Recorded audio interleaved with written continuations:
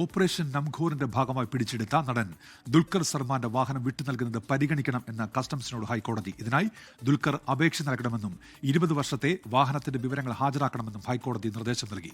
അപേക്ഷ തള്ളിയാൽ കൃത്യമായ കാരണം ബോധിപ്പിക്കണമെന്ന് കസ്റ്റംസിനോട് ഹൈക്കോടതി നിർദ്ദേശിച്ചു. ദുൽഖർ സൽമാനെ സംബന്ധിച്ച് ഒരു താൽക്കാലിക ആശ്വാസം എന്ന് പറയാവുന്ന ഒരു വിധിയാണ് ഇപ്പോൾ ഹൈക്കോടതിയുടെ ഭാഗത്ത് നിന്ന് വന്നിരിക്കുന്നത്. ഈ വിഷയവും ഓപ്പറേഷൻ നുങ്കൂറുമായി ബന്ധപ്പെട്ട് ദുൽഖർ സൽമാന്റെ ഡിഫൻഡർ വാഹനം വിട്ടുകൊടുക്കുന്നതുമായി ബന്ധപ്പെട്ടുള്ള കാര്യങ്ങളിൽ ഇപ്പോൾ പന്ത് വീണ്ടും കസ്റ്റംസിന്റെ അടുത്ത് തന്നെ ഹൈക്കോടതി നൽകിയിരിക്കുകയാണ്. അതിൽ ഒരു തീരുമാനം ഇനി കസ്റ്റംസിന് എടുക്കാമെന്നുള്ളതാണ്. ഒപ്പം തന്നെ 20 വർഷത്തെ രേഖകൾ ആ വാഹനത്തിൻ്റെത് കാണിക്കുകയാണ് എന്നുണ്ടെങ്കിൽ വാഹനം വിട്ടുകൊടുക്കുന്നത് അനുഭാവപൂർവ്വം പരിഗണിക്കണം എന്നുള്ളതാണ് ഹൈക്കോടതി പറഞ്ഞിരിക്കുന്നത്. ഇനി അഥവാ അത് വിട്ടുകൊടുക്കുന്നില്ല എന്നുണ്ടെങ്കിൽ അതിന്റെ കാരണം കോടതിയെ ബോധിപ്പിക്കണം എന്നുകൂടിയാണ് പറഞ്ഞിരിക്കുന്നത്. ഇന്ന് ഈ വിഷയത്തിൽ ദുൽഖർ സൽമാന്റെ വാദങ്ങൾ പ്രധാനമായും ഈ വാഹനങ്ങൾ വാഹനം പിടിച്ചെടുക്കേണ്ട ഒരു സാഹചര്യം ഉണ്ടായിരുന്നില്ല.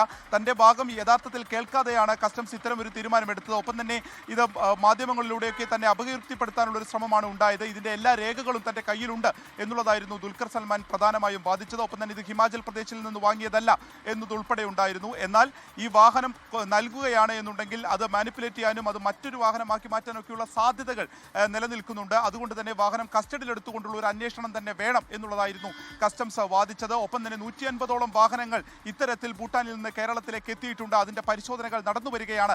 അതിന്റെ ഭാഗമായിട്ടാണ് ദുൽഖർ സൽമാന്റെ വാഹനവും പിടിച്ചെടുത്തത്. അതുകൊണ്ട് തന്നെ ഇത് വിട്ടുകൊടുക്കേണ്ടതില്ല എന്നുള്ളൊരു വാദം ഇതുമായി ബന്ധപ്പെട്ട കസ്റ്റംസ് പറഞ്ഞു. ഇതിലാണിപ്പോൾ അനുഭാവപൂർവ്വം ഈ വിഷയം പരിഗണിക്കണം എന്നുള്ള ഒരു ആവശ്യം ഇപ്പോൾ കസ്റ്റംസിനോട് ഹൈക്കോടതി പറഞ്ഞിരിക്കുന്നത്.